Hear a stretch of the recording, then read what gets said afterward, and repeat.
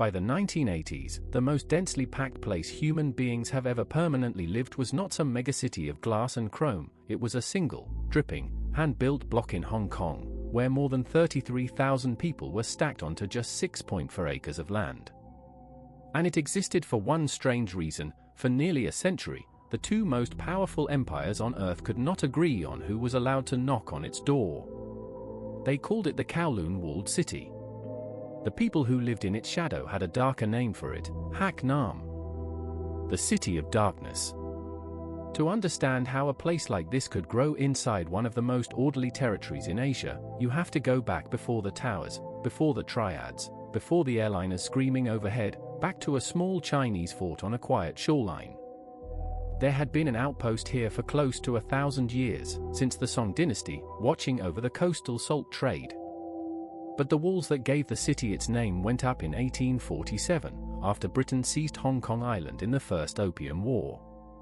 The Qing Empire, alarmed by the foreign warships across the harbor, raised a proper garrison fort, granite ramparts, cannon on the walls, and a yamen at its heart, the administrative hall where imperial officials dispense law. For 50 years it stood as China's watchtower against the colony growing across the water. Then, in 1898, came the loophole that would change everything. Britain leased the new territories, the land surrounding Kowloon, for 99 years. But written into that convention was a single, fateful exception: the walled city would remain under Chinese jurisdiction, its officials permitted to stay, so long as they didn't interfere with the defense of Hong Kong. Within a year, the British decided that they were interfering, marched in, and expelled them.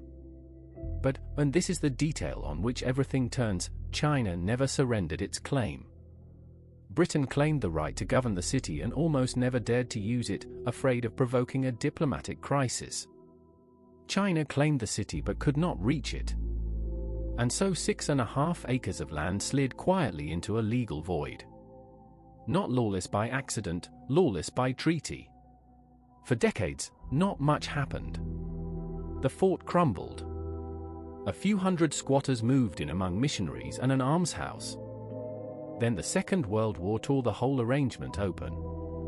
Japanese forces occupied Hong Kong in 1941, and in 1943 they demolished the city's great granite walls entirely. The stone was crushed into fill to extend the runway at Kai Tak Airfield next door. The walled city lost its walls. What it gained, when the war ended, was people. After 1945, refugees from China's civil war poured south by the hundreds of thousands. Squatter camps blanketed the hillsides of Hong Kong, but the old fort's footprint was special. Word spread that inside those invisible boundary lines, colonial police had no clear authority.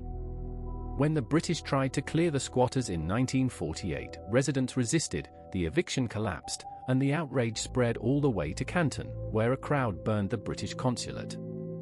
London took the lesson: touching the walled city was not worth an international incident. The government settled into what became, in effect, an official policy of pretending the place did not exist. Into that vacuum came everyone who needed somewhere the law could not follow. Through the 1950s and 60s, the walled city became the underworld's front parlor. Triad societies, the 14K, the Sun Yee-on, ran opium divans and heroin huts, gambling parlors, brothels, and dog meat restaurants that operated openly, because health codes stopped at the boundary line. Police entered rarely, and when they did, they came in groups, and by many accounts, some came to collect envelopes rather than make arrests.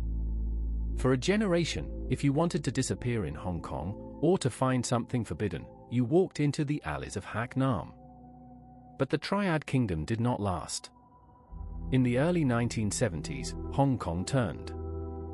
On organized crime with a vengeance, thousands of police raids swept through the enclave, and a new anti-corruption commission gutted the protection rackets that had let the syndicates thrive. By the mid-70s, Triad power inside the city was largely broken, and crucially, the residents themselves helped push it out. What was left behind was something stranger, and far more interesting, than a den of vice. What was left was a city that governed itself. Because here is the thing about a place with no building codes: it grows like coral.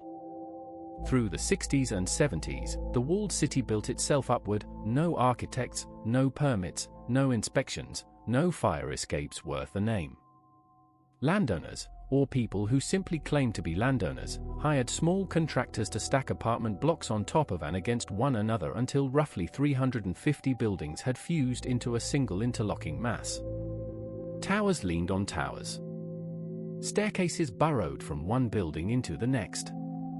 You could cross much of the city without ever touching the ground. Exactly one force limited its height, and it was not the law of Hong Kong, it was the flight path of Kai Tak Airport. Airliners on final approach passed almost directly overhead, so the city capped out at around 14 stories.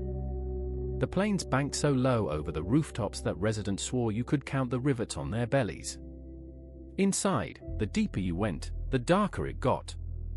Alleys narrowed to the width of your shoulders.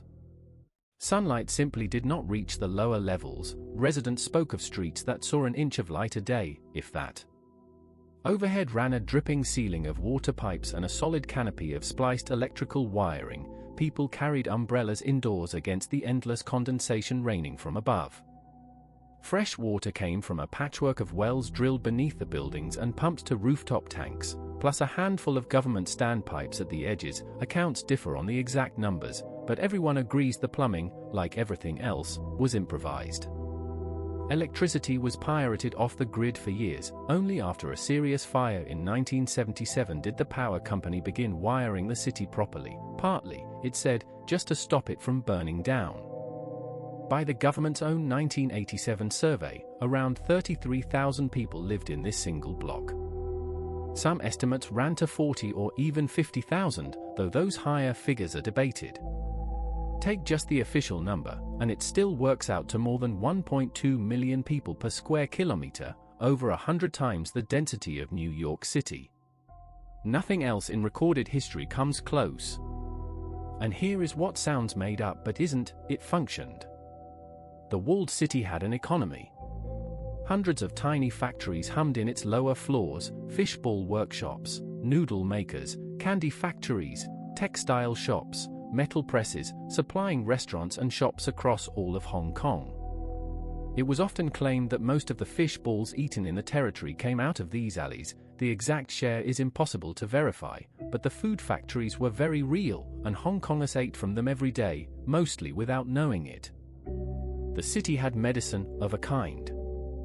Along its outer street sat rows of dental and medical clinics, dozens upon dozens, run by practitioners trained in mainland China whose credentials the colonial licensing boards refused to recognize. Inside the city, no license was needed. Their prices were a fraction of a licensed dentist's, and patients came from all over Hong Kong, taking their chances on a cheap crown or a pulled tooth in a bright little clinic one wall away from total darkness. It had a postal service. Hong Kong postmen genuinely delivered into the maze, guided by memorized stairways and shortcuts that appeared on no official map. It had schools and temples, an old people's home, and churches. In 1966, a young British missionary named Jackie Pullinger walked in and stayed for decades, running a ministry that pulled heroin addicts out of the drug dens one man at a time, work so stubborn that even hardened gang figures came to respect it. And it had one more thing nobody expects: a roof. The rooftops of the walled city were its park, its plaza, its lungs. Climb 14 dark stories and you emerged into open sky, a rolling landscape of television antennas, laundry lines, pigeon coops, and folding chairs where old men sat in the evening breeze. School kids did homework up there and played among the aerials while jumbo jets thundered past close enough to feel in your chest. People who grew up there describe it, without irony, as a good place to be young. Neighbors knew each other. Doors stood open. A residents' committee, the Kaifong, mediated disputes, organized cleanups, and spoke for the city to the outside world. By the 1980s, many residents insisted the alleys were safer than the streets outside. That claim is hard to prove, but former residents repeat it again and again. It was not paradise. It was crowded, damp, dim, and hard. But it was home to 33,000 people, and it was theirs. Then the diplomats finally agreed, and that was the end of it. In 1984, Britain and China signed the joint declaration returning all of Hong Kong to China in 1997. The walled city's entire reason for existing, the standoff, dissolved with a signature. In January 1987, the two governments jointly announced that the city would be demolished. There were protests. There were holdouts. There were elderly residents who had never lived anywhere else. The government paid out billions of Hong Kong dollars in compensation and rehousing, and moved people out block by block over 5 years. The last defiant residents were carried out by police in 1992. But before the wrecking crews came, something remarkable happened. The world finally looked. Photographers Greg Girard and Ian Lambert spent years inside, documenting the clinics, the factories, and the rooftop evenings for their book City of Darkness. A Japanese research team crawled through the structure with measuring tapes and produced an astonishing hand-drawn cross-section of the entire city, every staircase, every pipe, every life stacked on every other life, an image architects still study today. Demolition began in March 1993 and took about a year. As the machines chewed down through half a century of improvised concrete, workers uncovered things the city had swallowed: the old yamen, still standing at its heart after a century and a half, and 2 granite plaques from the original South Gate, carved with the fort's name, buried since the Japanese tore down the walls in 1943. Today, the site is the Kowloon Walled City Park, a serene classical garden of pavilions and ponds. The yamen still stands. Old cannons rest on the grass. A bronze model of the vanished city sits where the towers used to be, and elderly former residents still come to point out, on that small dark sculpture, the window that used to be theirs. And the city refuses to die in the world's imagination. Its stacked silhouette and neon-dripping alleys became the visual DNA of cyberpunk, echoed in anime, in films, in video games, even in a Japanese arcade that lovingly recreated its corridors down to the rust. Architects study it as an accidental experiment in extreme density. Urban planners have nightmares about it. Dreamers keep rebuilding it. Maybe that is the real story of Kowloon Walled City, not that a lawless slum existed, but that when the law withdrew from 6.5 acres for nearly a century, what grew there was not only darkness. It was dentists and noodle factories, rooftop homework, and neighbors who knew your name, a city that worked, badly and beautifully, right up until the day the world remembered it existed. If you want more forgotten history that sounds made up but isn't, subscribe, and I'll see you in the next one.